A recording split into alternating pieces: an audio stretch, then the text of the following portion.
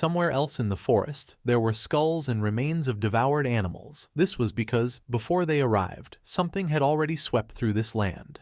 Soryong and the others set off. The Grand Patriarch warned them that the area ahead was a thick jungle and that they should stay alert, as wild animals could appear at any moment. With an excited smile, Soryong nodded his head. Soryong's eyes were shining with curiosity, as he realized they needed to catch up to whatever was moving ahead before it got away. The Grand Patriarch felt worried about our boy, and asked him if this was too difficult for him. With a confused expression, Soryong turned to him and replied that it wasn't difficult at all, that he could handle it. A smile appeared on his face, because although he would normally complain non-stop, he couldn't give up until they caught it. Just then, a strange sound caught their attention, making them curious. Gupai noted that it sounded like bamboo swaying forcefully in the wind, which was strange, as there shouldn't be any bamboo forest ahead.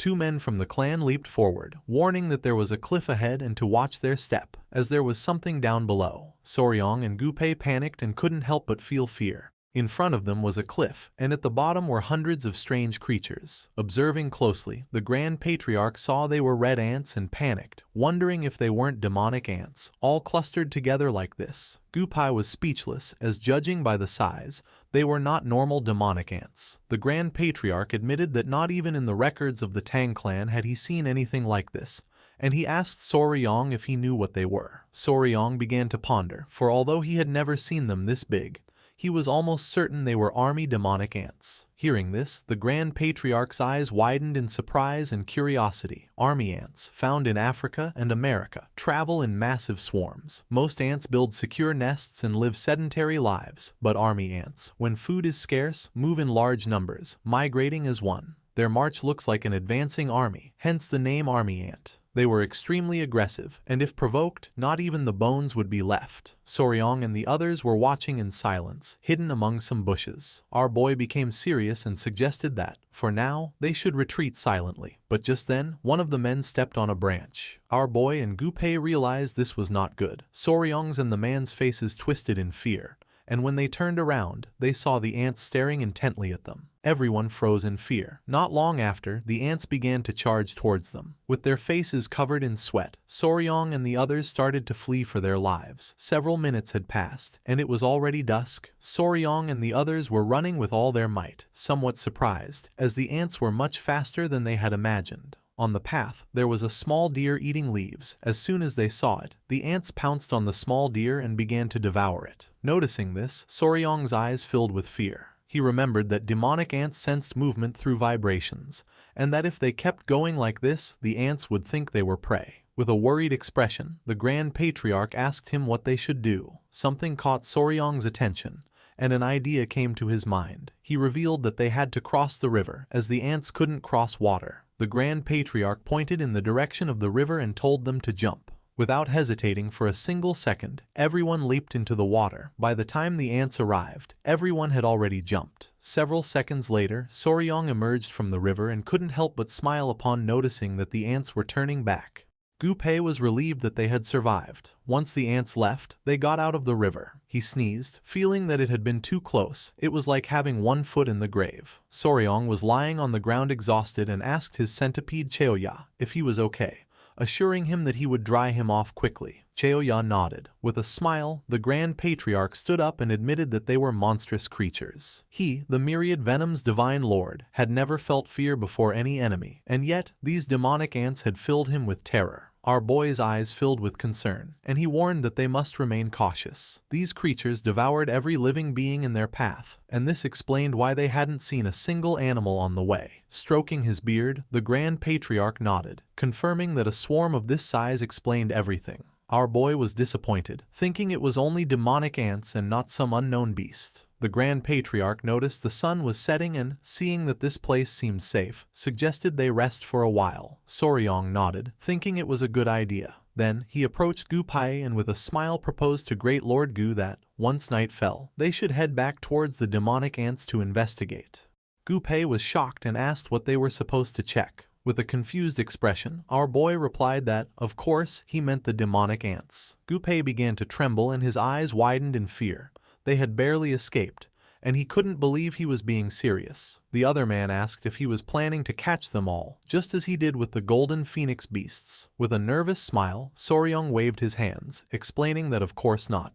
It would be impossible for him to capture so many. His plan was simply to infiltrate and catch a few. Gunpei and the other man panicked, thinking Soryong was insane. Our boy began to pet his centipede, which started to show a smile. While Soryong's eyes were shining, he asked them if they would come with him. The next day, they ventured once more into the blood-red jungle. The midnight kidnapping mission was a resounding success. Soryong, the Grand Patriarch, and Gunpei managed to catch 4 ants. Once they were in a safe place, they tied up the ants. Gunpei was panting heavily to catch his breath, unable to believe he had to do this crazy thing again. When they had proposed going at night, he had thought the ants would be sleeping. Soryong revealed with a laugh that demonic ants don't sleep.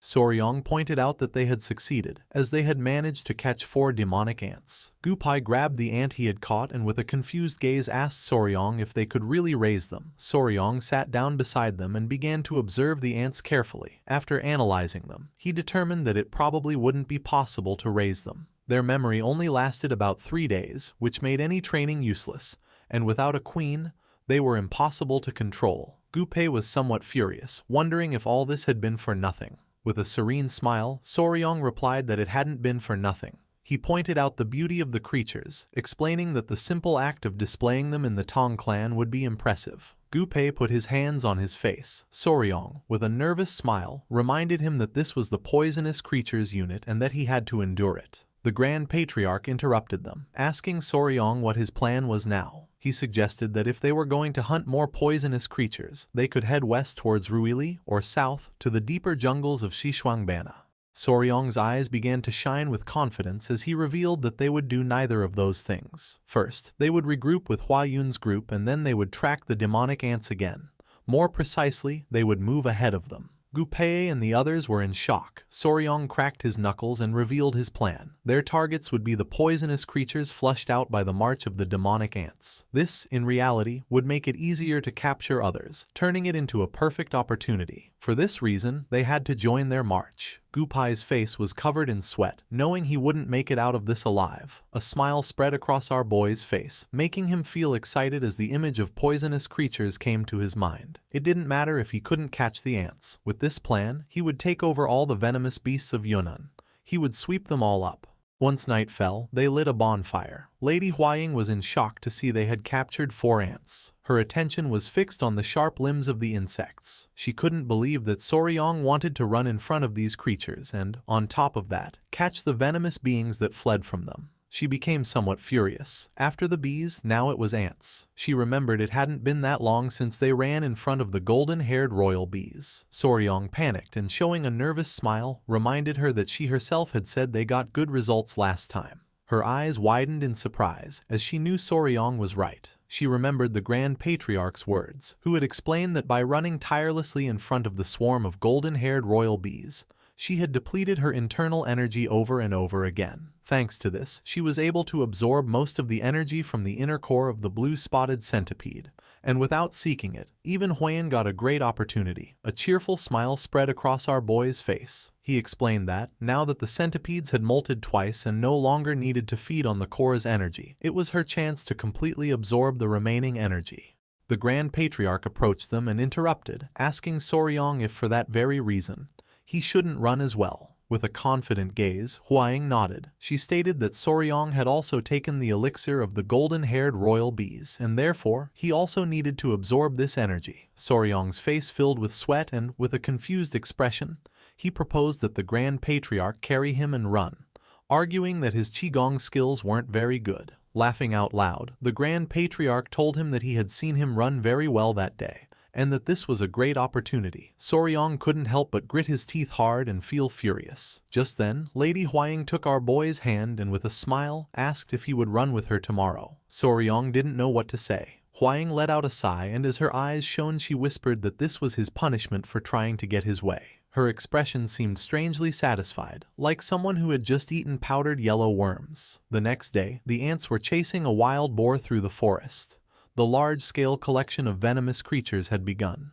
Shortly after, the ants caught the boar and began to devour it. Not far away, Lady Huaying, Soryong, and Gu Pei were running at full speed. Our boy informed them that the hunting unit was at the front of the legionary ants, so they had to be careful, as they bit everything that got in their way. Huaying nodded her head. Soryong's eyes began to shine with confidence and a smile spread across his face. He explained the plan. The current distance between them and the ants was about 60 zhang. Once the ants began to move, they would reduce the distance to less than 30 zhang and maintain it while they ran. When they caught the venomous creatures that appeared, they would pass them to the main group running alongside them. This group would place them in a cage and leave them on the opposite bank of the river, out of the ants' reach. Thus, the deadly race began once more. The plan worked, as many venomous creatures were also fleeing from the ants. With an excited smile, Soryong caught one of the snakes. With an expression full of determination, he noted that the name of the Valley of Venomous Creatures was not in vain, as all kinds of them were coming out, and he was determined to catch them all. The hunt continued for another hour or two, and the venomous creatures began to pile up without a problem. Soryong, Gu Pei, and Lady Huaying were now carrying several venomous creatures while fleeing from the ants. Soryong caught a snake and threw it to a man who was holding a wooden box. The man put the snake inside the box and with a worried expression asked our boy if he was feeling okay, to which he replied with an energetic yes, declaring that he couldn't get tired because there were venomous creatures waiting for him. Huaying informed our boy that there was a huge snake up ahead. Hearing this, Soryong's eyes widened in surprise. His attention was fixed on the snake in the tree. It was a genuine Burmese python. The Burmese python was one of the 5 largest snakes in the world, and the largest of them all. It was an animal as large as it was adorable. Besides, it was docile and not difficult to raise. Gu Pei was somewhat confused and asked Soryong if this snake wasn't a venomous creature. With a smile, Soryong nodded and stated that, while that was true, he had to catch this one. Gu Pei panicked, reminding him that he had said the same thing when the whip scorpion appeared, and again with the giant toad. At this rate, he wondered why they didn't just catch everything that appeared. Our boy's eyes began to shine with excitement and, with a confident smile, he stopped running and turned around, declaring that he would catch the snake then too. Lady Huaying told him to wait, revealing that the ants were too close. With a smile full of excitement, our boy assured them not to worry, as he would be right back. Soryong reached the Burmese python, grabbed it, and put it around his neck. The ants were hot on his heels, but our boy continued to smile.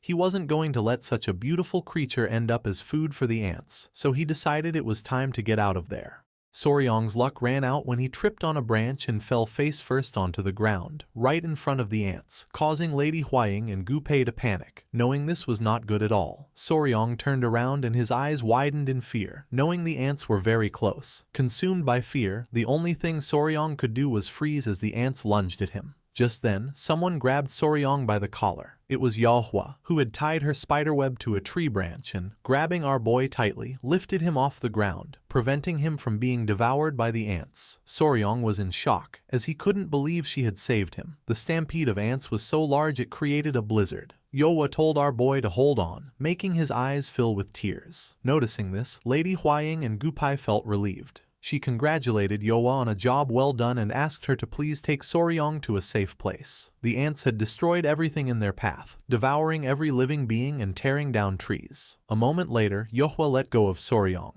causing him to fall to the ground. As he was panting heavily to catch his breath, Manhwa started running towards him with a furious expression. Huaying let out a sigh and told Manhwa to give Soryong a good scolding. With a furious gaze, she declared that from now on, she would not allow him to get near the ants. The only thing our boy could do was apologize. Then a collar made of spiderweb wrapped around his neck. Soryong felt somewhat confused and asked Manhwa to untie him, but she and Lady Huaying began to show a wicked smile.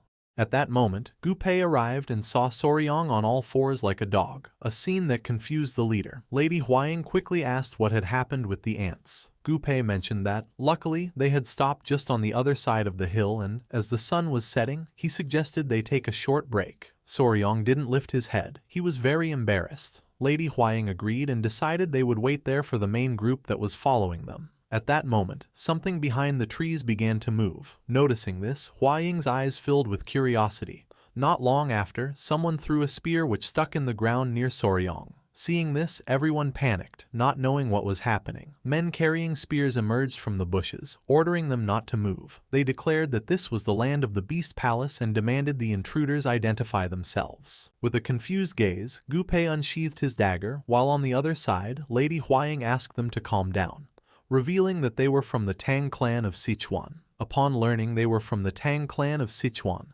a man carrying a spear and with a fierce, bright-eyed wolf as a pet emerged and asked them how the Tang clan had come to the depths of the Yunnan jungle. His attention fixed on something and his eyes filled with seriousness. The leader's gaze fixed on the silk collar Yuehua had made for Soryong. Soryong's face filled with fear and he began to wave his hands, explaining that it wasn't what it looked like. The leader couldn't help but grit his teeth as a powerful energy began to emerge from his body. He gripped his spear tightly and his eyes began to glow with rage, demanding to know what the hell they were doing in the land of the Beast Palace. This man's name was Huk Rang, a warrior affiliated with the Southern Beast Palace. He had found them after hearing a strange noise during a scouting mission. This place was the territory of the Beast Palace, a valley called the Valley of the Wild Beasts. As he walked towards them, Huk Rang stated that this was why they couldn't enter the territory. With a smile, Soryong nodded and said that they would withdraw. But then, his eyes widened as he remembered something. He told the great warrior Huk Rang that, before they withdrew, he had something important to tell him. With a curious gaze, Huk Rang turned around, asking Soryong what it was about. With a nervous smile, our boy asked if he could go up this hill with him for a moment. Huk Rang did not refuse and decided to climb the hill our boy mentioned. Once at the top, his eyes widened in surprise and fear. He couldn't believe what his eyes were seeing.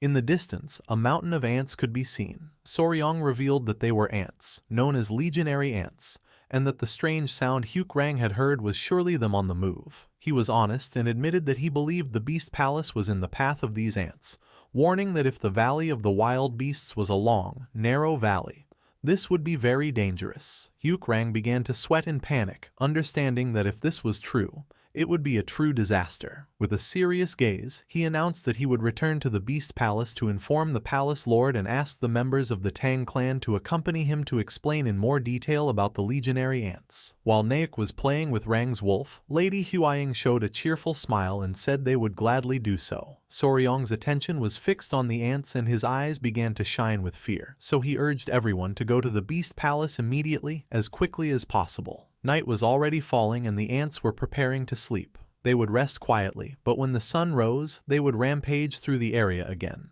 This was like the sea in silence just before a great wave crashed against the shore. Once night fell, Soryong and the others went to the Beast Palace. The place was beautiful and Soryong, somewhat surprised, thought to himself that this was the Beast Palace. With a smile, Rang noted that this must be the Tang clan's first visit in 100 years. In this place, everyone was taken care of or walking with their beasts, something that astonished Soryong. Lady Huaying explained that it was said that the beast-taming techniques of the Southern Beast Palace were unrivaled, not even beyond the Great Wall or in the Central Plains. With a kind smile, Rang explained that the large circular clearing they had passed at the entrance was a training ground where they let the beasts loose, and that from this point on, the residential area began. He detailed that the Valley of the Wild Beasts was shaped like a gourd with a single entrance. Huaying was astonished, as the entire environment was surrounded by high rocky mountains. Rang nodded. For as long as the entrance was well defended, it could be considered a perfect natural fortress.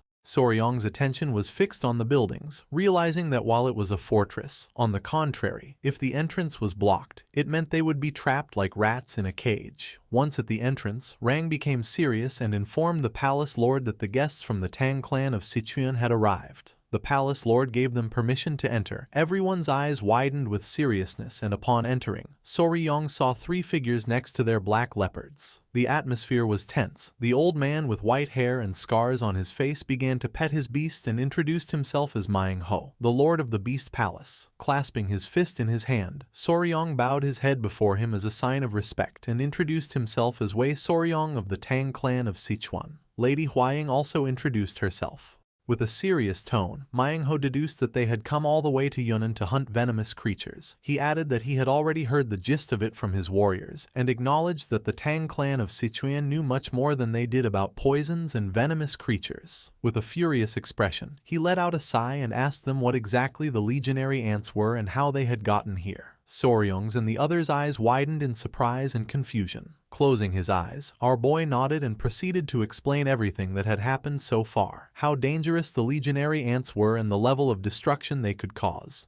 He even warned them that they should evacuate the people immediately. However, their reaction was different from what he had expected. As a suffocating aura emerged from Manhwa's body, with a furious gaze, he questioned the simple suggestion of evacuating. He began to stroke his beard, asking if they were telling him to abandon his home of over 300 years just out of fear of some ants. The brown-haired woman placed her hand on her chest and with a gaze full of rage told the palace lord not to listen to this outsider from the Central Plains, assuring that if he gave her 500 flying wolves, she herself would take care of annihilating them all. Her eyes began to shine with confidence and her gaze fixed on our boy, dismissing the threat by stating that, even if there were many, they couldn't be a big deal and that outsiders from the Central Plains always exaggerated. Clenching his fist tightly, our boy made it clear that he was not exaggerating. He warned that if by 500 flying wolves she meant 500 wolves, then all of them would be devoured by the legionary ants in an instant. The woman became furious. She couldn't believe what Soryong had just said. Lady Huaying grew a bit nervous, reprimanding Soryong for being very rude. Soryong decided to confront the woman, explaining that they were not ordinary ants, so they would undoubtedly cause great damage. It would be a real tragedy if the animals were injured or died because of this. The woman became even more furious and asked what the hell an outsider from the Central Plains knew to say this. She added that his people even ate the dogs they raised and that, for this reason,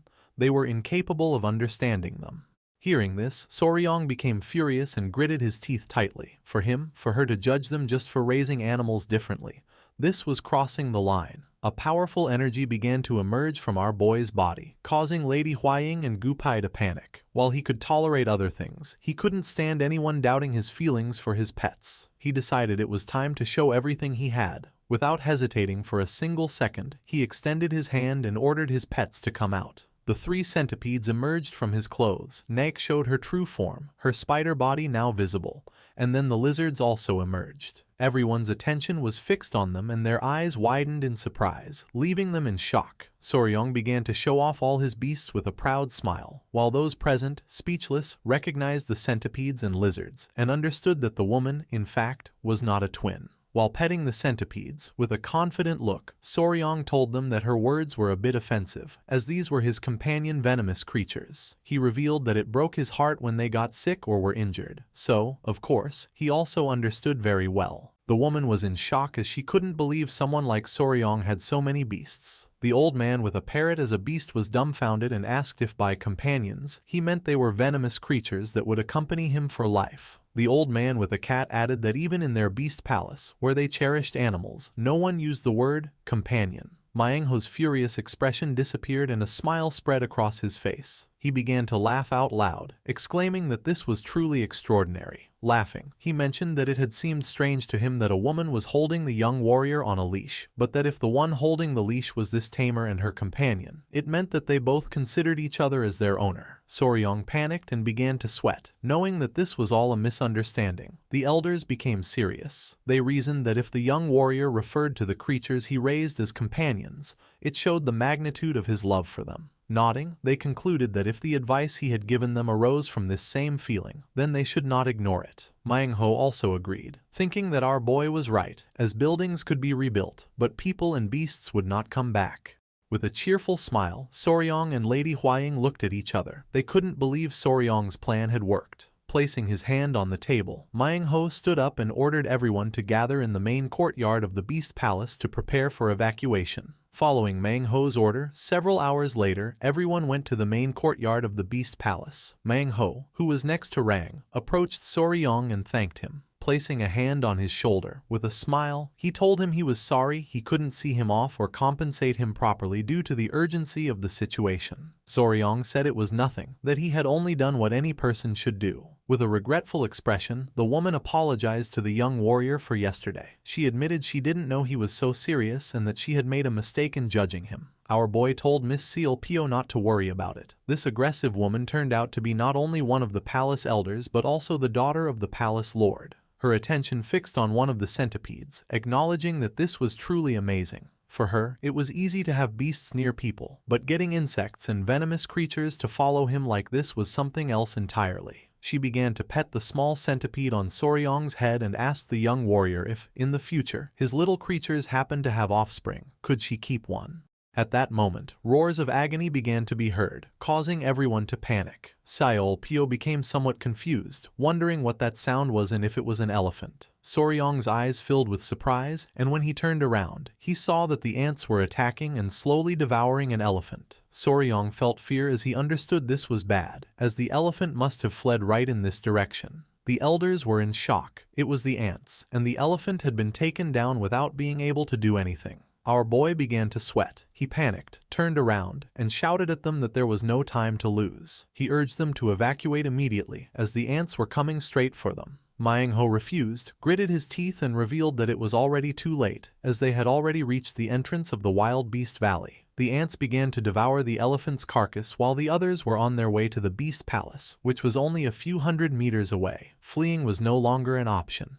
In the blink of an eye, the ants devoured the elephant, leaving only bones. Soryong and the others panicked as they watched the elephant turn to bone in an instant. Manhwa grew serious, understanding they had no choice but to fight. One of the elders clenched his fist and doubted they could hold out if even such a huge elephant was annihilated in an instant. Lady Huaying, somewhat worried, asked Soryong if the Grand Patriarch and the poisonous creature squad were okay. With a confident expression, our boy stated that, knowing the dangers of the legionary ants, they must have fled to the other side of the river. The ants began to advance towards them. Gunpei's attention fixed on them and his face filled with sweat. He was more worried about his own group, as it seemed impossible to break through the ants and escape from there. Soryong put his hand under his chin and began to ponder. This was the worst possible scenario. If they kept on like this, the ants would catch them in the Valley of the Wild Beasts, and he needed to decide what they should do.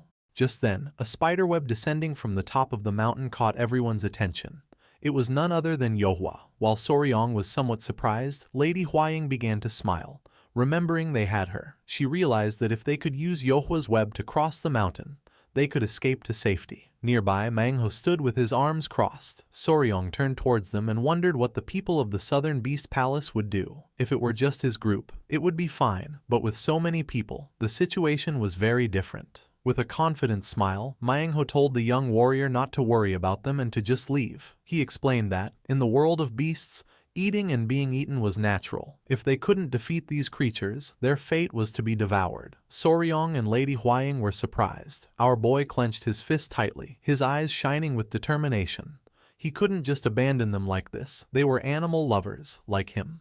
He concentrated, telling himself that there had to be a way to save them all, and that, as Spicy Fabor, he had to think. Soryong began to carefully analyze the habits and migration routes of the legionary ants. His eyes began to shine with joy, and with a smile, he revealed that he had an idea. Manhwa and the others were somewhat confused by this. With his eyes closed and a curious expression, the palace lord asked Soryong if there was a way to deal with this horde of ants. Our boy nodded, confirming that there was a way, although they would have to suffer a bit to achieve it. With his hand on his chin and an excited smile, he asked if he would like to hear it. The next day, the ants, having completely digested the elephant they devoured, began to move towards the Valley of the Wild Beasts in search of food. Following the plan they had prepared all night, they arranged themselves in formation and waited for them in the middle of the grassland. Lady Huaying, who was watching from afar, closed her eyes and clasped her hands, praying that no one would get hurt. Everyone was carrying their weapons. With a serious gaze, Soryong told Manhwa and Hyuk Rang to get ready. Manhwa began to shout, ordering the disciples of the Beast Palace to stand firm as a mountain and not to break formation. They were going to protect their home with their lives. The ants began to advance towards them. Soryong started to stare at them intently, waiting for them to get a little closer. Once the ants stepped onto the liquid that was on the grass, our boy gave the order for everyone to throw their torches. Following the order, Hyuk Rang threw his flaming torch, which hit the liquid squarely. The instant it made contact, flames erupted, and in the blink of an eye, several of the ants were trapped within a circle of fire. Soryong was overjoyed to see that it had worked. The hunting group had been isolated. With an expression full of determination, Soryong began to run towards the ants, declaring that their formation had collapsed and ordering the advance with the water buffaloes. The warriors and the water buffaloes began to fight against the isolated ants. Using their sharp spears, they began to slaughter the ants, knowing they had to annihilate everyone in the hunting group and cover the young warrior so he could reach the main body. Manhwa's daughter wished our boy good luck. Soryong was more worried about them and asked them to be careful not to get hurt. While the warriors were fighting the ants, Soryong broke through and reached the main body. Several minutes passed and nothing happened. Noticing this, our boy began to ponder. Not long after, he started making faces and mocking the ants, shouting at the damn creatures that he was there. His plan worked as the ants became furious. Without wasting a single second, Soryong started running while the furious ants chased him. Seol Pyo and the others had already defeated the ants that had been isolated. Her attention was fixed on our boy, and she didn't know if the plan would work as the young warrior had said. Her father mentioned that they would have to wait and see. Soryong was running with all his might, realizing the plan was perfect as they were following him. He just had to keep running in circles around the grassland. At that moment, our boy stepped on the oil and lost his balance. His eyes widened in fear, knowing this wasn't good. Seizing the opportunity, the ants closed the distance and pounced on him. Soryong panicked as he realized he had stepped on the oil they had spilled earlier. The ants began to descend from the sky onto Soryong. The only thing he could do was close his eyes and prepare for the worst. Hyukrang panicked and revealed that Soryong had been caught by the ants. Hearing this, Lady Huaying and Gupei were shocked and their eyes filled with fear. The avalanche of ants began to bite Soryong, making him scream in agony. Soryong wasn't going to give up so easily, so he called for Yohwa. She reacted immediately and threw her web towards Soryong. Luckily, our boy was able to grab it, and by pulling hard, she prevented him from being devoured by the ants. Gupei and Lady Huaying were relieved to see that he had managed to survive, and they praised Yohwa. Soryong, who was sitting on some rocks, began to pant to catch his breath. Looking at his clothes, he noticed one of the ants was still trying to bite him. Fortunately, he only received a couple of scratches and was glad to have learned it. Soryong's body was as hard as iron. Using the iron coffin technique, Soryong killed the ant that was stuck to his clothes. Yohwa and the centipede became furious and began to scold Soryong. With a nervous smile, he told them he knew, and that even if they didn't, Huaying was going to scold him later. His eyes began to shine with joy as his attention fixed on the ants. They were standing on some rocks, and the ants were circling around them. Manhwa and Hyukrang were astonished to see the ants going in circles, exactly as the young warrior had said. Soryong was the only one who knew why the ants were behaving this way. The reason was that their path had been cut off. He understood that the ants couldn't see well, and were guided by the pheromones left by the lead ant. Because of this, if the hunting or advance group suddenly disappeared, the worker ants, which only followed signals to move forward, would end up intertwining with each other and losing their way. Since the warriors of the Beast Palace had destroyed the hunting group, the ants would get trapped chasing each other until they died. With an astonished expression and a smile, he revealed that this was the death spiral, the ant mill. As Seol Pyo's eyes widened with joy, she turned to her father. Crossing his arms, Manhwa nodded and gave his daughter permission to tell everyone immediately. With a smile, Soryong picked up the centipede. Her and Yohwa's eyes were filled with tears of relief and fury. Lady Huaying and Gupei couldn't help but smile. Our boy felt relieved as everything had turned out well, and that was how that little warrior prevented the destruction of the Beast Palace. 3 days had passed since Soryong had trapped the legionary ants in the ant mill. In front of the Beast Palace, the massive swarm of insects continued to march in endless, self-destructive circles, slowly getting weaker. The colony was now falling apart as the ants collapsed one by one from exhaustion. The warriors of the Beast Palace walked among them, finishing off the last of the weak creatures by crushing them. Standing with Soryong, Manhwa, the lord of the Beast Palace, asked if the long ordeal was finally ending, and Soryong hesitantly agreed. Manhwa, grateful, asked what Soryong wanted him to do. Soryong made a strange request. He wanted help finding the queen ant among the dying swarm. He explained with a smile that he wanted to see if he could raise her, asking for their help just this one time. In his mind, Soryong was excited, remembering how he used to catch and raise ants as a child. He thought they were the perfect pet and was determined not to let this rare chance slip by. With a new goal, the search began. Soryong told everyone, including Hyukrang, Gupei, and Lady Huaying, to search for the ant with the biggest abdomen. Hyukrang shouted that he understood and led the search. It wasn't long before one of the Beast Palace warriors called out to Soryong, telling him to come quickly. Soryong rushed over, surprised and hopeful. He was met with a gruesome sight. A monstrously large red ant lay on the ground, surrounded by the bodies of other ants. This giant insect had menacing, glowing red eyes, and a spear was already in its head, yet it was still alive. The group gathered around in shock, pointing out that the ants were eating each other, with the giant ant at the center of the scene.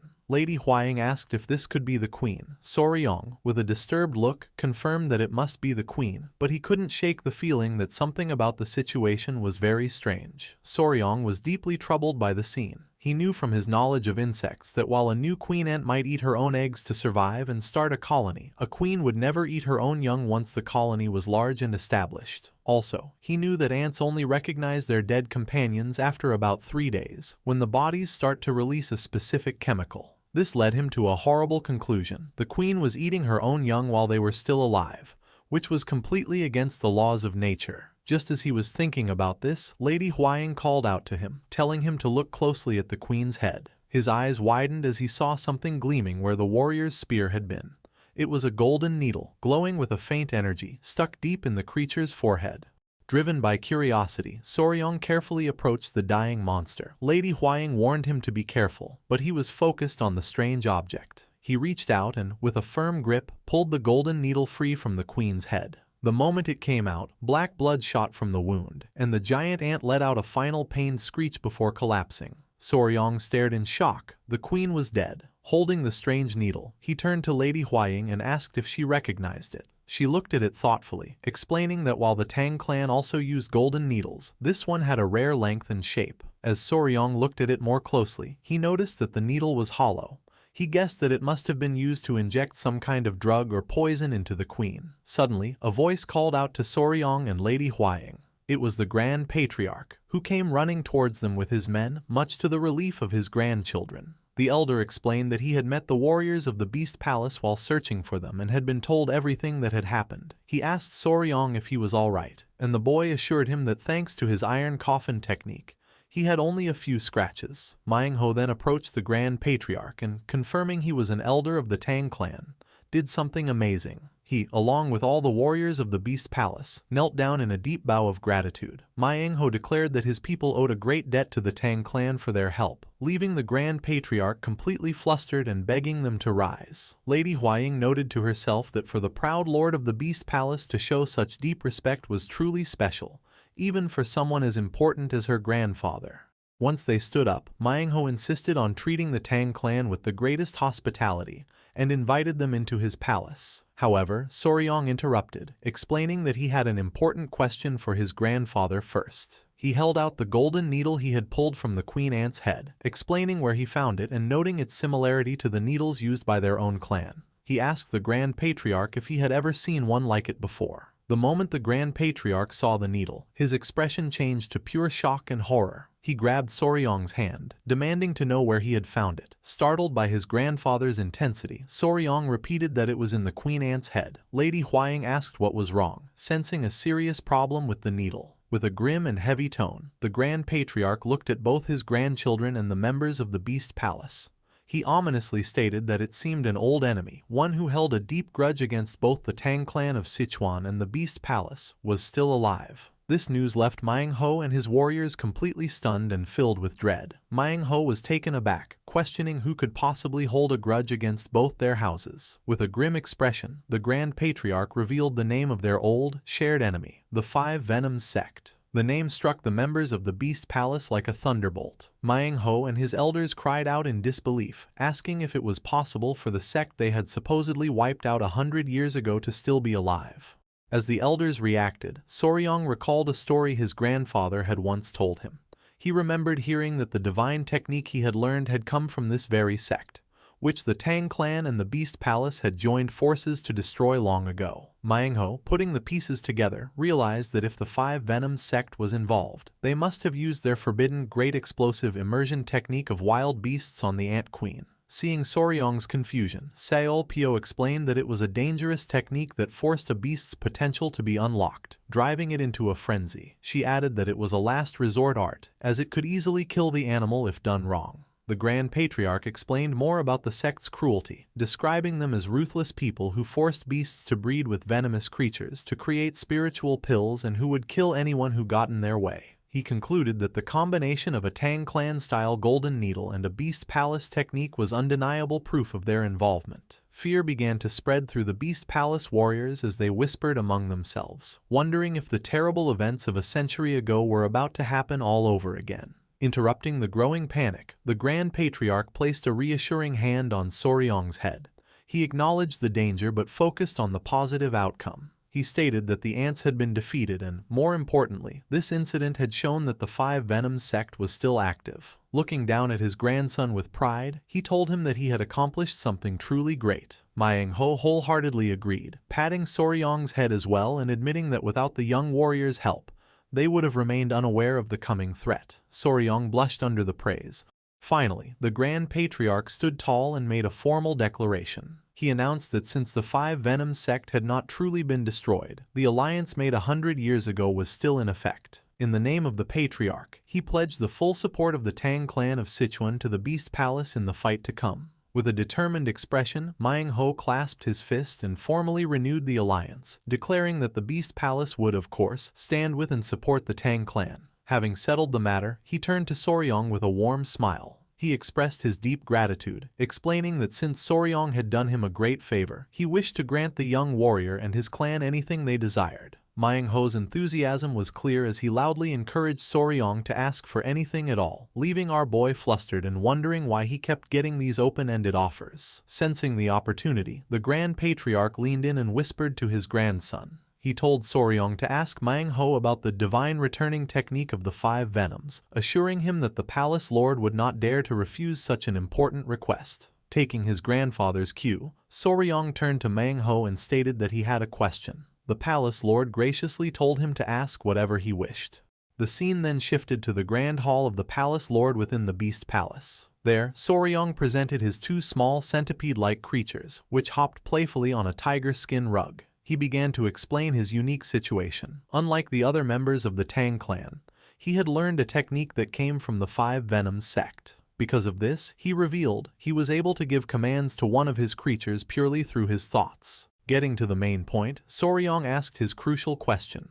Did the divine returning technique of the Five Venoms, that the Tang clan had also contained the secrets of the Beast Palace's Wild Beast's Heart technique? He recounted his understanding that their two clans had divided the techniques of the defeated sect between them 100 years ago. He explained that his ultimate goal was to understand how this mental connection was possible and to find out if he could do it with his other beloved creatures. The question hung in the air, leaving Manhwa and his daughter Seolpyo to think about the deep implications of his request. After a moment of thought, Manhwa regretfully told the young warrior that his request was a difficult one to grant, leaving Soryong looking disappointed. Seolpyo explained more about her father's refusal. She explained that while the Beast Palace was not stingy with its martial arts, the Wild Beast's Heart technique was their greatest and most guarded secret. It was an art that allowed one to share their heart with wild beasts, but it was passed down only to the direct descendants of the palace and it was strictly forbidden to share. This created a problem for the elders. Manhwa noted that the son-in-law of the Tang clan had somehow already mastered a part of their most secret technique, and they were unsure what to do. Realizing he had asked for too much, Soryong panicked and turned to his grandfather, apologizing for asking something he shouldn't have. Suddenly, Manhwa's expression changed as an idea seemed to strike him. He looked intently at Soryong and asked a very personal question. If he was the son-in-law of the Tang clan, what about his original family? Confused, Soryong answered truthfully that he was completely alone, without any family or connections, and wondered why the palace lord was asking. To Soryong's utter shock, Manhwa and Seolpyo reacted with delight. The palace lord exclaimed that being an orphan was perfect, which only confused Soryong more, who couldn't understand how that could possibly be a good thing. Manhwa laughed heartily, complimenting Soryong on his fitting name and praising his love for his creatures, declaring it was more genuine than anyone else's in the entire Beast Palace. His expression then turned serious as he captured everyone's attention. He looked directly at the stunned young warrior and, pointing a commanding finger at him, made a shocking declaration. With absolute certainty, Manhwa announced that Soryong would become his son. Soryong and his companions were left speechless by Manhwa's sudden announcement. Flustered, our boy could only stammer, asking if the palace lord had really said he wanted him as a son. Manhwa confirmed his offer with a firm look, stating clearly that Soryong was to be adopted into the Beast Palace. He explained that if Soryong became a member of his family, he could learn all of the Beast Palace's martial arts, including its greatest secret technique. He added that with the Five Venoms sect appearing again, it was more important than ever for their two houses to have a closer relationship. Turning to the Grand Patriarch, Manhwa respectfully asked for his opinion. He admitted that a previous attempt to unite their clans 200 years ago had failed, but he believed that with a special boy like Soryong, they could finally fix past mistakes. The Grand Patriarch stroked his beard in thought. He agreed it was a tempting offer, especially if Soryong's status as a son-in-law to the Tang clan was also honored. However, he left the final decision to Soryong, saying his free will was the most important thing. With the elder's approval, Manhwa turned back to Soryong. He made the offer even better, promising that if Soryong became his adopted son, he would personally teach him how to share his heart and mind with all of his animal companions. The offer was overwhelming for Soryong, who panicked at the thought of suddenly getting a new father and sister. He felt it was too big a decision to make so quickly. Sensing he was hesitant, Manhwa and Silpio exchanged a look, realizing the offer wasn't quite enough. Suddenly, Silpio's face lit up with an idea. She excitedly suggested to her father that they offer Soryong the bisa, or flying snake. She figured that since the young warrior loved venomous creatures, the legendary snake would be the perfect gift. Soryong, hearing the unfamiliar name, looked confused. He turned to his grandfather for an explanation, and the old man's expression grew serious. The Grand Patriarch explained that she was likely talking about the legendary Bichionsinsa, the divine flying snake. He described it as the greatest of all venomous creatures.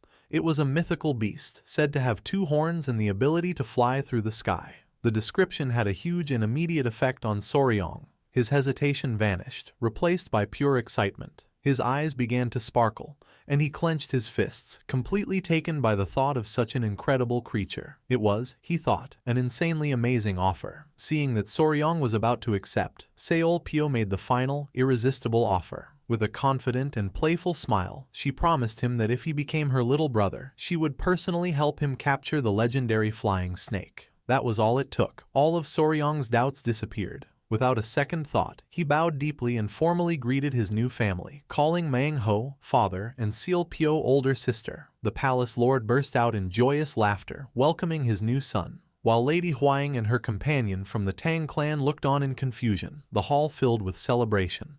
And so, after a sudden but happy decision, a formal adoption ceremony was held, officially making Soryong a member of the Southern Beast Palace. Later that night, as Soryong lay in his new comfortable bed, he couldn't help but smile at how strange his situation was. He thought that in his past life, he had adopted many animals, but he never imagined he would be the one getting adopted. Still, he found that it wasn't a bad feeling. He felt that the people of the Beast Palace, with their deep love for animals, were genuinely good, just like his family in the Tang clan. His peaceful thoughts were shattered when his bedroom door was suddenly thrown open. To his shock, in the doorway stood his new sister, Silpio, and a very flustered Lady Huang, both dressed only in their nightgowns. Before he could figure out what was happening, Silpio casually said that since they were all family now, they should sleep together and talk. She winked, explaining that she had always dreamed of doing this if she ever got a younger brother. When Soryong dazedly asked why Lady Huang was there, she blushed and stammered that it was a custom in the Beast Palace for fiancés to sleep in the same room. Soryong's mind went into overdrive. For a moment, he thought it was a wonderful custom before he realized the full meaning. His heart began to pound as he panicked at the thought of spending the night with 2 women. Ignoring his flustered state, Silpio playfully pulled at his blankets and along with a hesitant Lady Huang, climbed into bed, trapping the embarrassed Soryong between them. As he let out a silent scream, Silpio cheerfully suggested they start by talking about his venomous pets. On a nearby table, his small creatures could only watch in confusion as their master was overwhelmed by his new family. The next day, Soryong walked with his new father and sister outside the palace. It was clear he had not slept at all, his face tired from the night's chaotic slumber party. When Manhwa asked if he had slept well, the boy could only force a denial. Manhwa announced it was time to begin Soryong's training and teach him the technique he was so curious about. But first, he needed to check the boy's internal energy. He told Soryong to sit and relax, and our boy did. Manhwa then placed a hand on his back, sending his own internal energy through Soryong's body to check his condition. After a moment, the palace lord pulled his hand back with a thoughtful look. He said that Soryong's energy was so well hidden that he hadn't been able to sense it properly before. He concluded that while Soryong had managed to copy the wild beast's heart technique, his version was incomplete and much weaker. This, he decided, was something he needed to discuss with the Grand Patriarch. Still confused, Soryong asked what the wild beast's heart technique was. Seolpyo explained that it was an internal training method that lets a warrior communicate their heart to beasts and grow stronger with them. Soryong was amazed. Manhwa added that it also gives the user the ability to feel a beast's heart and give special commands. Deciding a demonstration would be better than words, he prompted his daughter. Seolpyo took a deep breath and let out a sharp, powerful howl. In response, a pack of large, fierce wolves with glowing blue eyes came out of the nearby woods, snarling as they approached. Soryong stared in stunned silence as the intimidating beasts gathered around them. The alpha wolf began to growl at Soryong, but Seolpyo quickly scolded it, telling the beast not to be suspicious, as Soryong was now her little brother. The wolf immediately stopped, letting out a confused whimper. With the pack now calm, Seolpyo smiled and encouraged Soryong to try giving them a command himself. She ordered the wolves to attack Manhwa using a fierce wolf formation. Instantly, the whole pack obeyed, attacking Manhwa together. The palace lord, however, stood his ground, not worried at all. With just a flex of his internal energy, he easily pushed back the fierce beasts, sending them flying without touching them. The powerful demonstration ended with Manhwa standing calmly among the now calm wolf pack. Soryong was left completely speechless, his eyes wide with awe. He exclaimed that it was incredible how all 10 wolves had moved in perfect sync. Manhwa explained that this was possible because they were all connected through the wild beast's heart technique. He proudly described the art as a way for the user to become one with beasts, using their fangs and claws as their own. He also explained that once the technique is fully mastered, a warrior could command hundreds or even thousands of beasts at once, though he warned that being too greedy could be dangerous. The explanation and display of power were more than enough for Soryong. He clenched his fists, his face excited, and declared that the technique was the absolute best. Without hesitating, he dropped to his knees in a formal bow, earnestly pleading with his new father and sister to teach him the wild beast's heart technique. A broad smile spread across Manhwa's face. He laughed and told his new son to rise and sit, declaring that he would, of course, pass on the technique to him. Overjoyed, Soryong thanked him. Manhwa once again placed his hand on Soryong's back, and a powerful visible surge of energy began to flow from the palace lord into his new son. As he transferred the knowledge, Manhwa focused. He thought to himself that while teaching Soryong the wild beast's heart technique, he would also adjust the boy's own 5 venoms returning origin technique. He had analyzed Soryong's body and noticed the great strain it was under from constantly using poison, something the Beast Palace's core art was never made to handle. As he continued the process, Manhwa explained that the wild beast's heart technique wasn't really meant to handle poison. Its true purpose was to connect with something more basic, like a creature's blood. The news shocked Soryong. Manhwa added that it only required a single drop of blood, or even other body fluids like spit. He revealed this was the reason Soryong was already able to give his centipede-like creature mental commands. The bond had started to form when the creature bit him. The memory clicked for Soryong, and he finally understood. With a final pat on Soryong's shoulders, Manhwa announced that the ritual was complete. He told his new son that he was now fully connected to his little centipede through the technique and would be able to feel its heart and emotions completely. Closing his eyes and holding the small creature, Soryong felt a warm, golden energy surround him. He was stunned, he could truly feel it now. He was overwhelmed by a wave of pure, unconditional love from his companion, an emotion so strong it was like being loved as a baby. Tears streamed down his face as he hugged the creature tightly. Manhwa looked on, satisfied, declaring that this was the power of the complete wild beast's heart technique. Ready to continue, Manhwa then asked Soryong to hand over his other small creatures so he could repeat the process and form a bond with them as well. Though Soryong worried they might bite, Manhwa assured him he would be fine, as he could use a protective aura if he needed to. However, the method for the next step was much weirder than Soryong could have imagined. Manhwa instructed him to lie on the ground and open his mouth. Before the confused boy could react, Manhwa held the 2 creatures over his face and commanded them to each spit into their master's mouth. He explained that Soryong's training was to use the technique to feel the spit as it entered his body. Horrified, Soryong tried to protest, but it was too late. The 2 creatures began to drool heavily above him. As the spit dripped down, Soryong was filled with disgust, thinking that the situation was getting very weird. In the training grounds at the Beast Palace, Soryong prepared to train his 3 small, rabbit-eared centipede creatures. With his new sister Seolpyo and Lady Hwaying watching, he gave his companions the signal to begin. He ordered them to perform the centipede chain formation, a new technique he was developing. The three creatures leapt towards a wooden training post, but instead of a fierce attack, they just latched onto it gently. From a distance, Xiao Pio and Lady Huaying were overcome with emotion, saying how incredibly adorable the little creatures were. Soryong, however, was horrified, realizing this wasn't the scary effect he wanted. He thought about how powerful and cool the wolves looked when they attacked, but his own creatures just looked cute. He tried to coach them, telling them to perform their attacks with a bit more style. Seeing their sad faces, Soryong immediately panicked and rushed to reassure them, praising them for doing a great job. Holding them close, he reminded himself that they weren't even a year old yet and just needed to grow slowly. With that, he decided they would get back to training.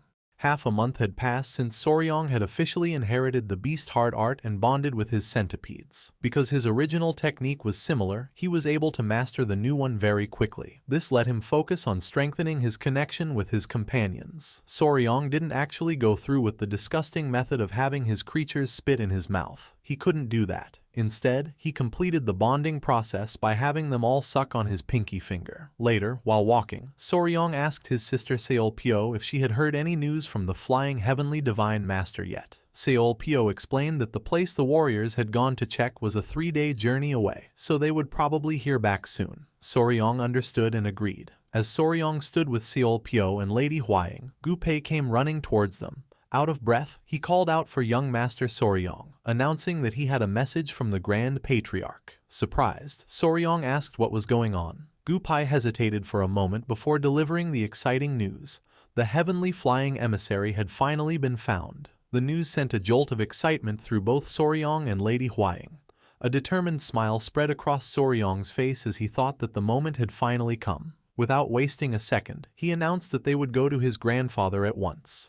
The group arrived at the guest hall of the Beast Palace, where the Grand Patriarch was watching his men prepare various materials. Soryong, along with Gupei and Lady Huaying, rushed over to him. The Grand Patriarch greeted his grandson warmly and asked how his training was going. Soryong assured him that he was fully dedicated to it. Eagerly changing the subject, Soryong mentioned that he heard the heavenly flying emissary was found. The Grand Patriarch confirmed this, explaining that he was personally watching the creation of a special Realgar mixture using the Tang clan's secret formula, which was needed for the capture. He explained that while the creature had been found, they couldn't move to capture it right away. He warned that although its poison was considered weaker than the 10 great poisons, they couldn't be careless. Before talking about it further, the Grand Patriarch's expression softened. He told Soryong that he had caught something interesting and wanted to show it to him. He pointed towards a large clay pot, leaving Soryong to wonder what could be inside. As the Grand Patriarch presented the pot, Soryong and Lady Huaying looked inside, their eyes widening in surprise. At the bottom sat a strange-looking spider with a hard, flat abdomen that looked exactly like a fancy gold coin.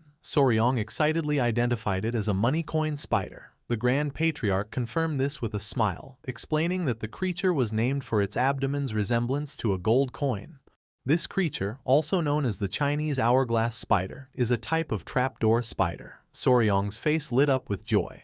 He thought that this was an incredibly rare species that he couldn't find in his past life. Overjoyed, he thanked his grandfather for the wonderful gift. The Grand Patriarch was pleased to see his grandson so happy. With the gift presented, the Grand Patriarch turned the conversation back to the important task. He said that all that was left was to figure out a secure place to hold the heavenly flying emissary after they captured it. Soryong chimed in, explaining that snakes can usually escape through the smallest openings, so his clan usually kept them tied in special sacks. However, the Grand Patriarch looked serious, fearing that their usual methods wouldn't be enough. He warned that the creature they were hunting was a spirit-grade venomous beast, capable of tearing apart most containers. This problem left Soryong looking concerned and deep in thought. Turning to his grandson, the Grand Patriarch asked if he had any good ideas for a container. Soryong was caught off guard, stammering as his grandfather reminded him that he was their expert. As Soryong tried to think, he accidentally bumped into a clan member holding the pot with the new spider, causing the man to yelp in pain. Suddenly, the same clan member cried out in alarm,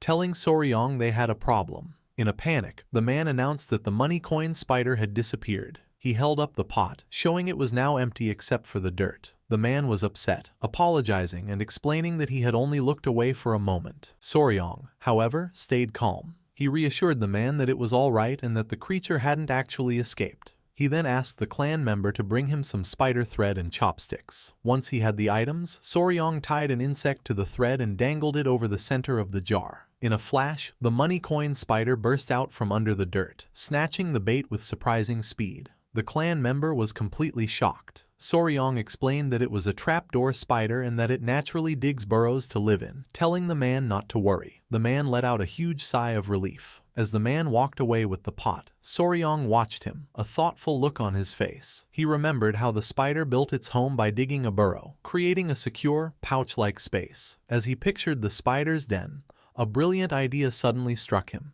He realized that a specially made pouch with that exact shape would be the perfect solution. His eyes widened and he clenched his fist in excitement, exclaiming that he had figured it out. With a brilliant idea, Soryong rushed to find the one person who could make it happen, his companion, the spider Yohua, who was napping in her web. He called out her name, waking her up. Once he had her attention, Soryong held up a small cloth pouch. He asked Yohua, who had transformed into her large spider form, if she could create something similar, but much, much bigger. The plan was to use Yohua's spider silk, an incredible material that was 20 times tougher than steel of the same weight. As a spirit beast, Yohua's thread was exceptionally powerful. It had already proven its strength against an army of ants, making it the highest grade fiber in existence. The idea was simple but genius, to weave that nearly unbreakable thread into a giant pouch to hold the spirit beast. Taking on the challenge, Yohua got to work. In a short time, she presented a massive, beautifully woven white pouch made of her silk. Soryong was completely amazed. He took the finished pouch and praised her, saying it was amazing and exactly what they needed.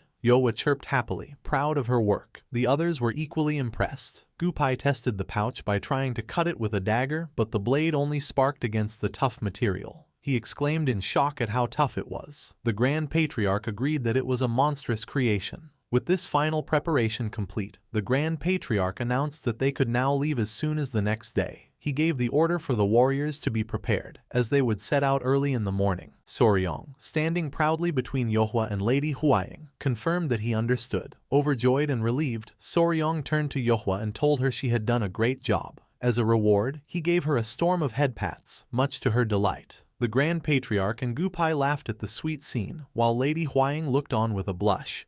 And with that, all preparations to capture the flying heavenly divine master were finally complete. The next morning, as the sun rose, the group set out on their mission. Led by warriors from the Beast Palace, Soryong and his companions from the Tang clan headed for Hyupsu Gorge, where the flying heavenly divine master had been seen. As they walked, the Grand Patriarch said he was looking forward to this, as he hadn't seen the 24 poison branches in person since he was young. Soryong, confused, asked his grandfather what he meant, recalling only that they were ranked below the 10 great poisons. The Grand Patriarch explained that the term was a comparison. Just as the day is divided into 24 hours, the Tang clan assigns a powerful venomous beast to each of the 24 hours. While they were not among the legendary 10 great poisons, these were 24 very potent beasts of the highest grade. Soryong and Lady Huaying listened, beginning to understand. After some time, one of the lead warriors shouted that they had arrived, pointing ahead toward the gorge. Soryong's gaze followed, and his eyes widened in awe at the sight. Hovering majestically near a cliffside waterfall was a massive, snake-like creature, its long, elegant body decorated with light blue fins and 2 sharp horns on its head. He could only whisper its name in disbelief, the heavenly flying emissary. The Grand Patriarch began to recite the description from the ancient records of the Tang clan. He described how the creature rode the chaotic winds of the gorge as if they were water, its body dissolving into the blue clouds and its horns breathing out a spirit energy as sharp as a blade. It moved so smoothly between the sky and the mist that it was impossible to tell where the heavens ended and the sea began. He then revealed the creature's true importance. The Tang clan had placed this beast at the very head of the 24 poisons. It was the beast that was in charge of the first double hour of the day, representing the very beginning of heaven and earth, black and yellow, a truly ancient and powerful being.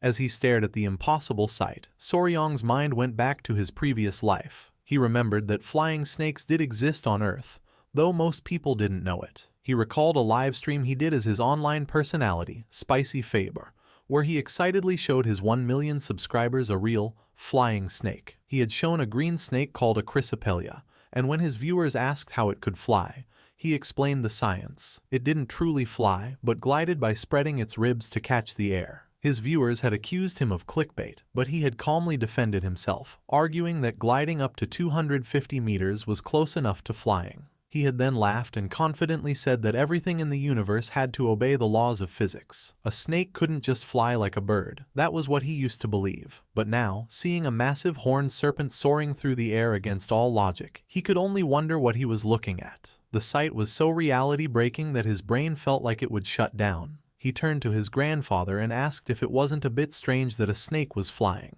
The Grand Patriarch just chuckled, saying that was exactly why it was called the Flying Heavenly Divine Snake. Soryong tried to explain that wasn't what he meant, but the words wouldn't come. Meanwhile, Lady Huaying was completely fascinated. Holding Soryong's small centipede creatures, she encouraged them to grow up quickly and become incredible venomous creatures just like the one before them. Her excited words, however, did not go unnoticed. The divine serpent turned its gaze toward the group on the cliff and spotted them. In an instant, the massive creature was covered in a bright blue light and shrank to a tiny version of itself before flying away at incredible speed. Soryong cried out in alarm, shouting that the snake was escaping.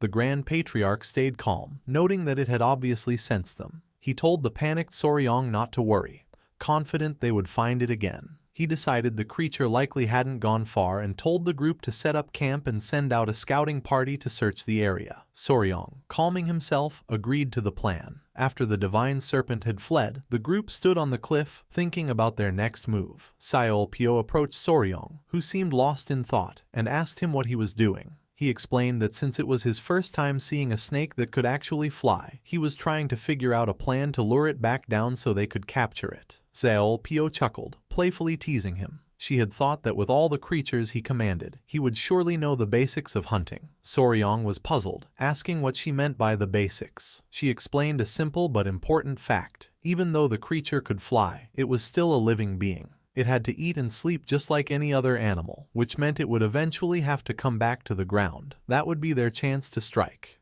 The simple logic hit Soryong like a lightning bolt. He understood immediately. Of course, the creature couldn't fly forever. His mind made a connection to the video games of his past life, where a boss was always weakest while eating. He realized he had been overthinking the problem and had missed the simplest solution. Filled with thanks, he thanked his new sister for the advice. Seolpyo smiled confidently, telling him he could count on her and promising she would help put the flying serpent in his hands. They both shared a happy laugh, but their good mood didn't last. As night fell over the mountains, the situation got worse. The hunting party was in chaos. The warriors from the Beast Palace lay scattered on the ground, groaning in pain, clearly beaten. Standing among the fallen warriors, Soryong and his companions looked on in shock. It was in that moment that they finally understood the true nature of their prey. Hovering above them in the moonlight, surrounded by a powerful aura, was the divine serpent. It was then that the group truly understood why this venomous creature was known as the very first of the 24 poisons. The divine serpent hovered over the defeated hunting party, its powerful aura filling the air. Lady Huaying rushed to Soryong's side, asking with concern if he was all right. Though he was shaken, he assured her he was fine. The serpent's glowing eyes stared down at them, a clear show of its power. Soryong's mind raced, thinking about the events of the last few days. It had been 3 days since they had set up camp to watch the creature. Through their scouting, they had learned 2 important facts about it. First, it came down from the sky once every 3 days to eat a specific type of fish. Second, its ability to fly was not endless. It could only stay in the air for a maximum of 2 hours at a time. Based on this information, they had made a plan. They would wait for the serpent to come down to eat and then ambush it at night, hoping to catch it while it was distracted. However, the plan had failed badly. The creature was much more aware than they had thought. The moment they made their move, it noticed them and immediately took to the sky, leaving its meal. What followed was a one-sided fight. The serpent's huge 6-meter-long body was covered in unusually hard skin that their weapons couldn't cut, but its most powerful ability was its raw strength. The creature would repeatedly crash into the ground with great force, creating powerful shockwaves that sent the warriors flying.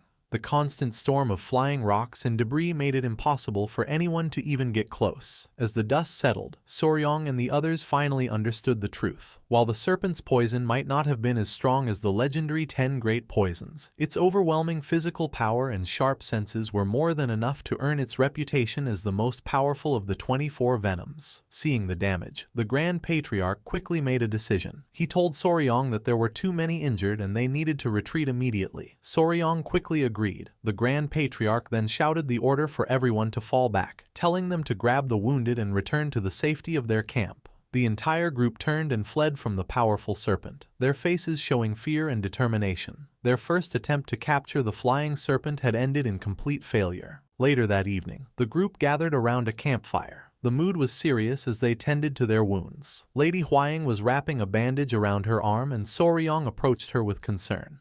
She assured him it was just a scratch. Nearby, the Grand Patriarch finished setting a splint for a warrior with a broken arm. The warrior apologized, but the Grand Patriarch took responsibility for the failure. Standing next to a concerned CLPO, the Grand Patriarch admitted that he hadn't realized how powerful the creature truly was. He said they had been careless, noting that if even a lower-ranked beast was so strong, they should have been much more careful with the top-ranked one. He then turned to Soryong and asked what they should do now. Soryong fell into deep thought. He realized this creature was completely different from anything he had ever seen, and his knowledge from his past life was useless. Looking at the bandaged and beaten warriors, he concluded that another direct attack was too risky. They couldn't afford to lose their valuable warriors trying to capture one creature. He thought that the whole situation would be much easier if the serpent just couldn't fly. As he thought about this, a sudden memory sparked in the Grand Patriarch's mind, and he exclaimed that he had just remembered something important. The Grand Patriarch announced that he had an idea about how the divine serpent managed to fly, getting Soryong's attention. He explained his theory, saying he could clearly sense a flow of energy around the creature whenever it flew. Since it rose without any physical movement, he guessed that it must be controlling this energy to lift itself. Confused, Soryong turned to Lady Huaying and asked her to explain what controlling energy to rise meant. She clarified that it was a type of martial art focused on lightness and speed. She explained that while normal techniques use energy through the legs to jump higher, this advanced technique was different. It involved using one's internal energy alone to float the entire body. She emphasized that doing this was impossible without a huge amount of internal energy. This led Soryong to ask if this meant the venomous creature had a massive amount of internal energy. However, the Grand Patriarch stepped in to correct him. He stated that it was not internal energy that powered the creature's flight. With complete certainty, he revealed the true source of its power, an internal core. He was sure that the venomous creature had to have this condensed ball of pure energy, which allowed it to do such impossible things. The Grand Patriarch's reveal of an internal core shocked the group. Gupai and Sealpio were stunned, asking the elder if it was truly possible. Soryong's mind immediately went to the internal core he had gotten from the azure-spotted centipede, remembering it as a powerful medicine that could greatly improve a person's martial arts skills. This realization sparked new excitement. Gupai declared that this gave them even more reason to capture the creature, and Seolpio enthusiastically agreed. The Grand Patriarch explained the potential reward, saying that Lady Huaying had achieved a breakthrough after eating the core of a lower-ranked beast. He guessed that if she were to eat the core of a creature as powerful as the flying heavenly divine serpent, her martial arts skills would improve instantly. However, he added a grim condition. If their main goal was to get the internal core, it would be incredibly difficult, if not impossible, to capture the creature alive. The thought of killing such a beautiful beast made Soryong's expression harden. Noticing his sudden change, Lady Huaying asked him what was wrong. With strong belief, Soryong declared that killing it was not an option. He stated firmly that they would capture the serpent, but it had to be done alive. The rest of the group looked on, surprised by his firm decision. Seolpio was the first to question him, asking why he would pass up such an opportunity. She reminded him that this was the internal core of a legendary flying serpent. Soryong just laughed and explained his way of thinking. He argued that while internal energy was valuable, it could be gained over time through training. To him, killing a unique and powerful creature just for a shortcut felt wrong. He believed that a living venomous creature was more valuable than any internal core it might have. The Grand Patriarch smiled warmly, saying that this respect for life was typical of his grandson. He accepted Soryao's decision but then asked the practical question, what was their new plan? Looking down at his 3 small centipede companions napping peacefully, Soryong announced that he did, in fact, have an idea. A confident, almost mischievous smile spread across his face as he made a silent promise to the divine serpent. he would capture it, and he would do so without leaving a single scratch on its beautiful body.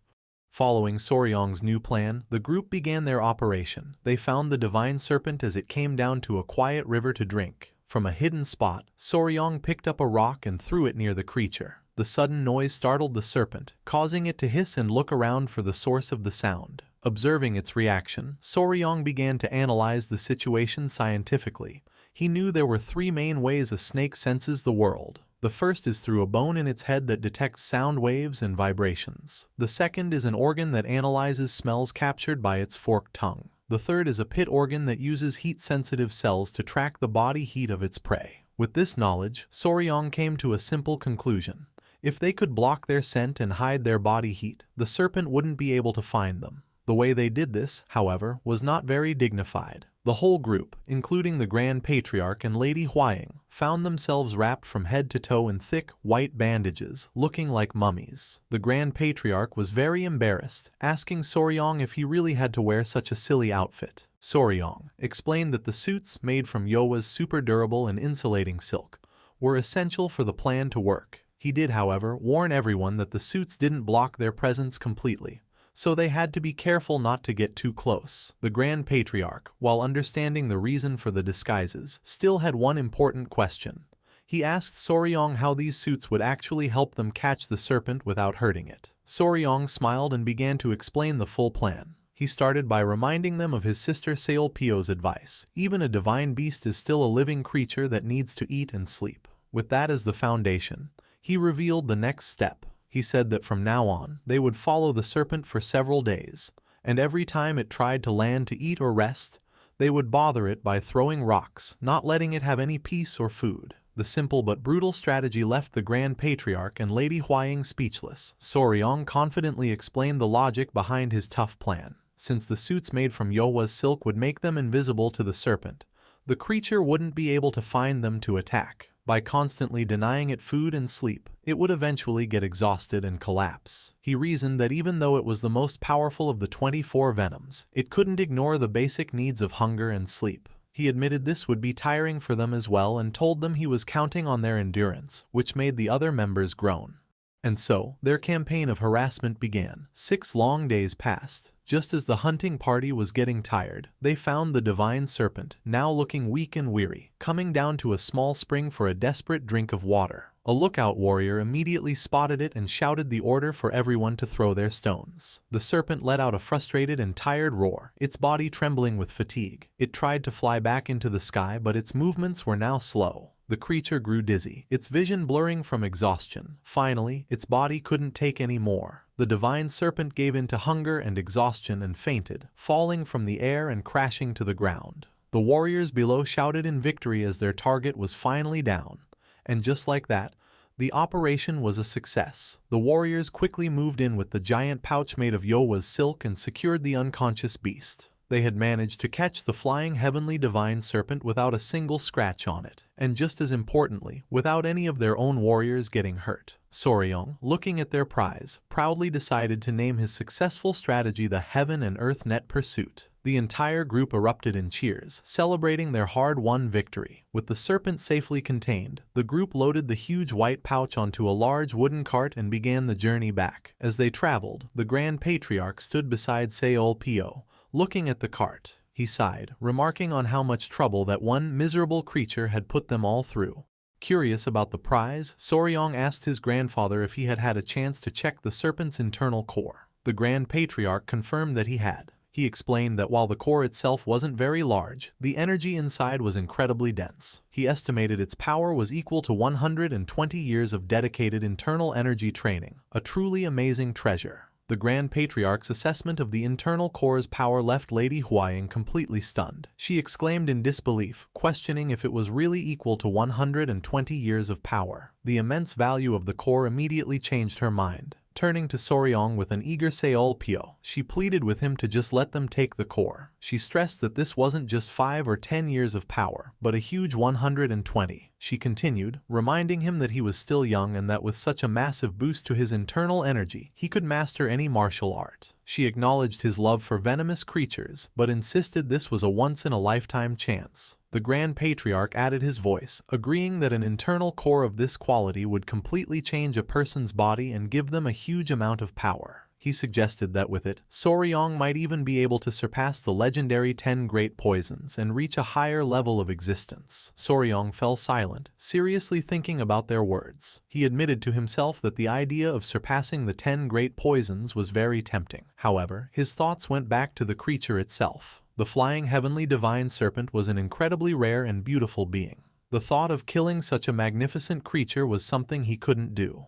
Sensing his hesitation, Seol Pyo and Lady Huaying grew more insistent, pleading with him to decide quickly. Overwhelmed by the pressure, Soryong could only ask them to give him a moment to think. Suddenly, their debate was violently interrupted. The large wooden cart carrying the serpent began to shake uncontrollably, and to everyone's horror, it was lifted completely off the ground. Soryong stared in shock, realizing the creature inside must have woken up. The warriors holding the rope struggled desperately to control the thrashing pouch, realizing the creature still had a surprising amount of energy left. The serpent let out a furious muffled roar from inside its silk prison. The Grand Patriarch watched the chaos with a grim look. He noted that the serpent was still full of energy and didn't seem like a creature that had been starved for days. Soryong sighed, adding that snakes are tough creatures that can go for a month without eating. The Grand Patriarch pointed out that this gave them a serious problem.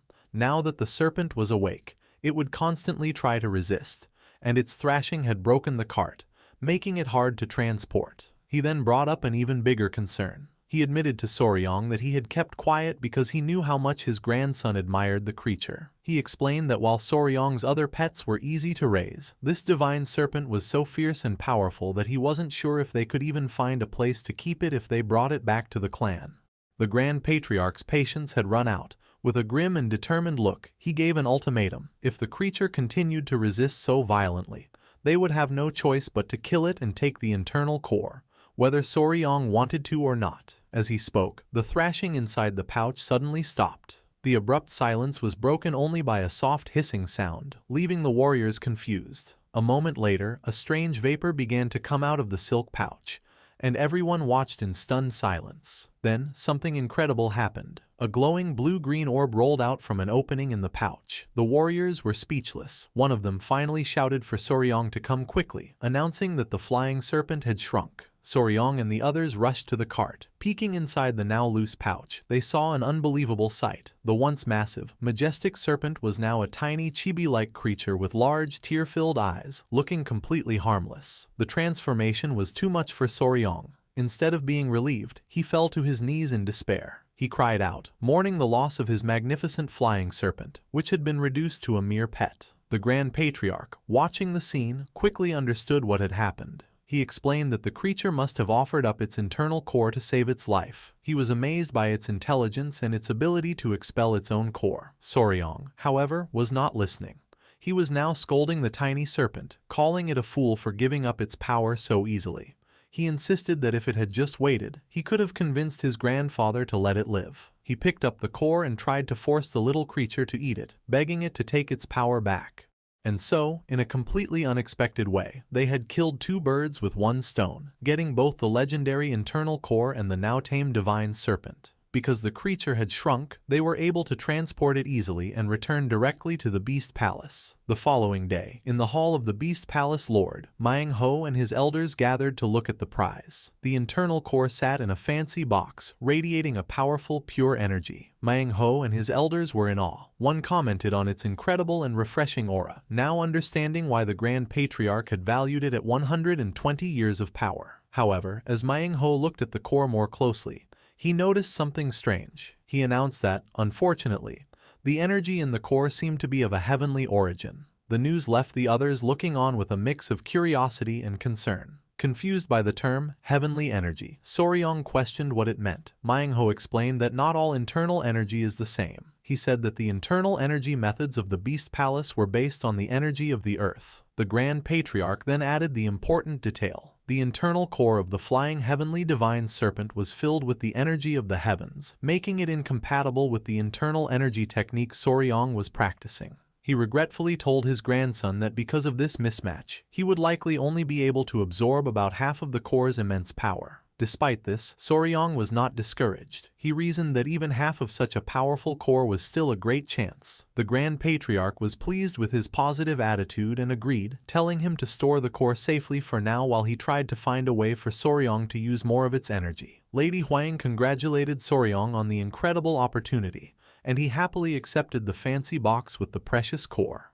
However, the moment he took the box, his 3 small rabbit-eared centipede companions suddenly came out of his robes, their eyes glowing with intense desire. Before Soryong could react, the 3 creatures leaped from his shoulders, knocking the box from his hands and sending the glowing core rolling onto the floor. They immediately surrounded it, their bodies glowing as they began to viciously fight each other for the prize. Lady Huang, shocked by their behavior, immediately tried to stop them, calling them by their names, Nova, Myra, and Grace, and ordering them to stop. But the creatures, consumed by their desire, only hissed back at her defiantly. Soryong was equally stunned and angry, demanding to know what they were doing and how they could be so rude to their mama. He quickly grabbed Myra and Grace, scolding them and declaring that their papa was very angry. Lady Huang found the situation deeply worrying. She thought that while fights among young creatures were common, it was completely out of character for these 3, who had always been so close. As she thought about this, a distinct gulping sound cut through the chaos. Soryong's eyes widened in dawning horror as he looked down at the 3rd creature, Nova. His heart sank. An intense swirling blue energy began to erupt from Nova's small body. Soryong and Lady Huang could only stare in absolute shock, the terrible realization hitting them with the force of a physical blow.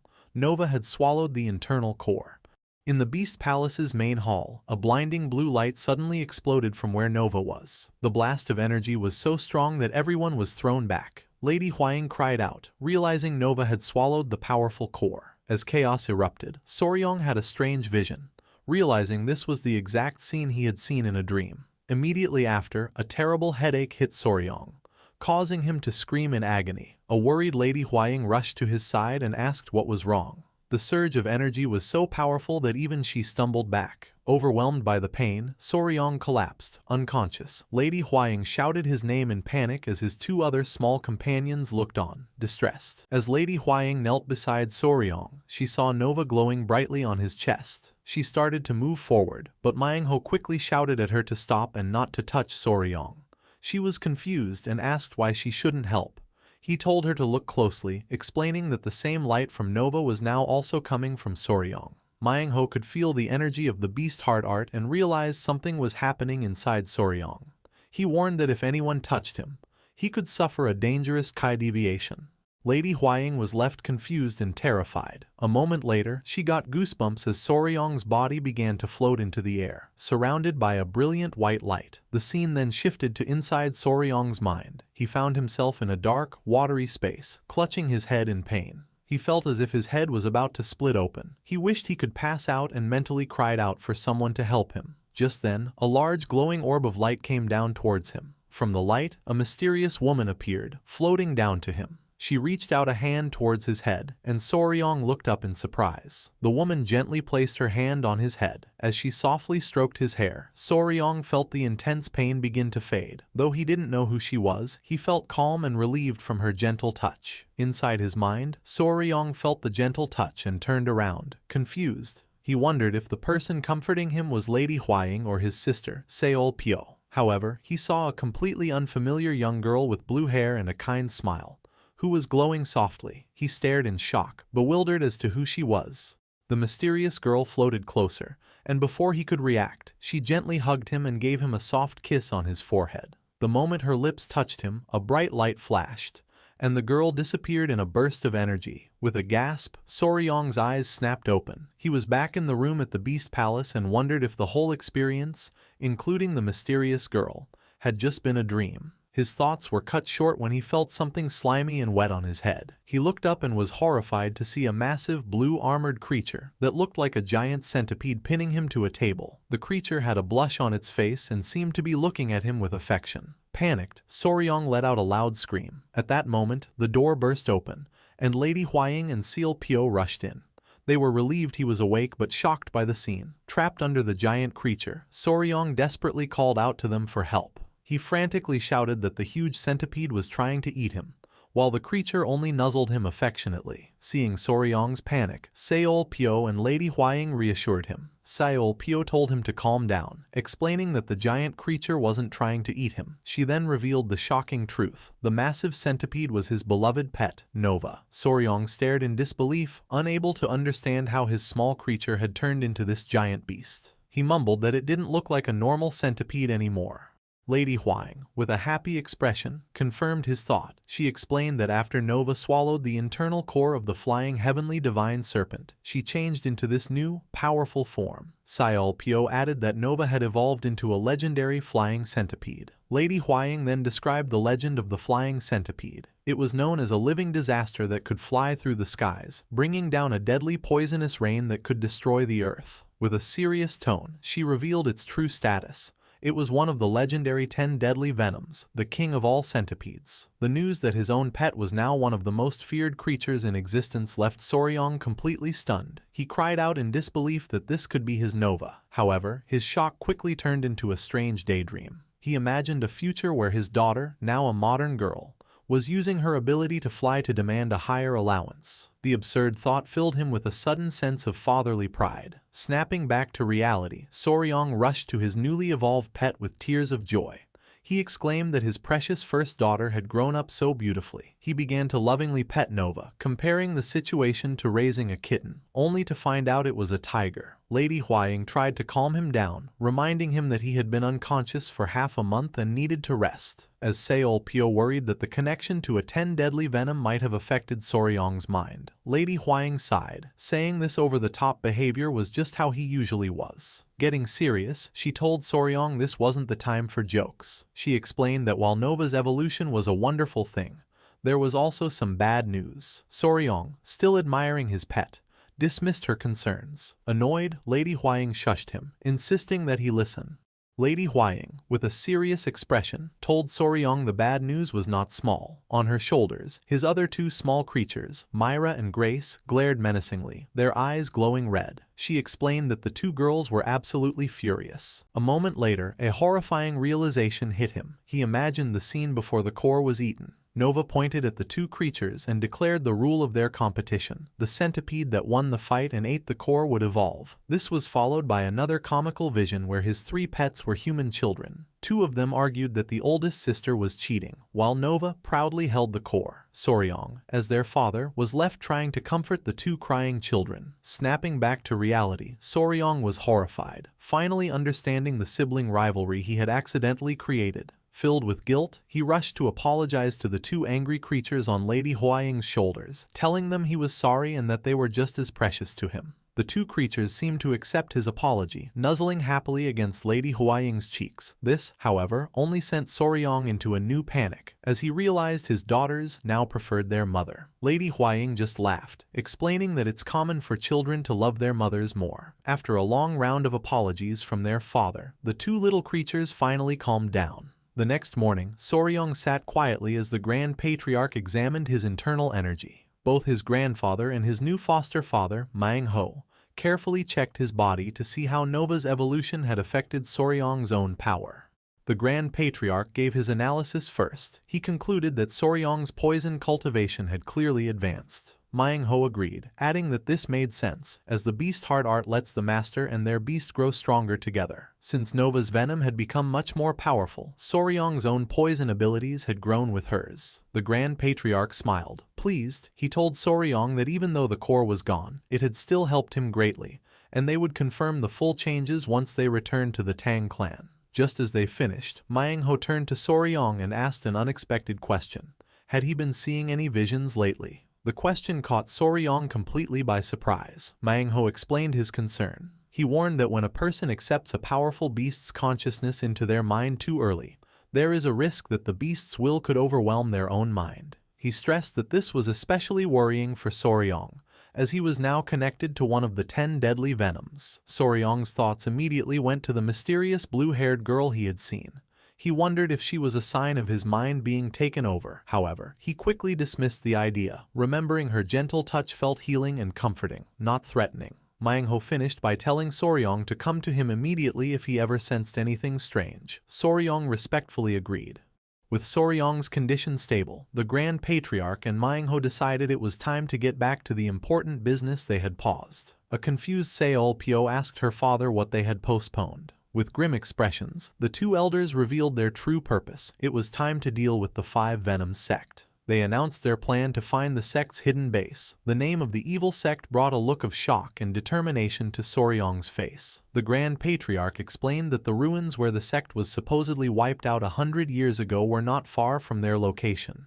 Now that they had clear proof the sect was still active, they couldn't just do nothing. Soryong clenched his fist, thinking about the cruel sect hiding somewhere, breeding their monstrous creatures. The Grand Patriarch continued, saying that since the sect had already targeted the Beast Palace, it was only a matter of time before they aimed for the Tang clan next. With absolute resolve, he made a final, powerful declaration.